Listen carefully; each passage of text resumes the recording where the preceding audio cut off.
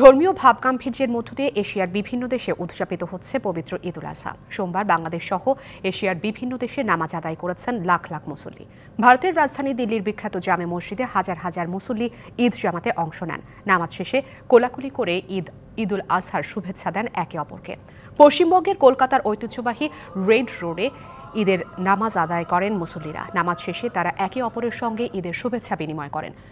স্থানীয় সময় সকাল ৮টায় মালয়েশিয়ার রাজধানী কুয়ালালামপুরের বিভিন্ন মসজিদে অনুষ্ঠিত হয় ঈদের জামাত। নামাজের পর একে অপরের সঙ্গে কোলাকুলি করে ঈদের আনন্দ ভাগাভাগি করে নেন ধর্মপ্রাণ মুসল্লিরা। মালয়েশিয়ার প্রবাসী বাংলাদেশিরাও ঈদ উদযাপনে অংশ নেন। নামাজ শেষে দেশটির বিভিন্ন স্থানে পশু কোরবানি করেন প্রবাসীরা। একই দিন ব্যাপক উৎসাহ উদ্দীপনার মধ্য দিয়ে দক্ষিণ কোরিয়া, চীন, ইন্দোনেশিয়া এবং পাকিস্তানে উদযাপিত হচ্ছে পবিত্র ঈদ উল আজহা।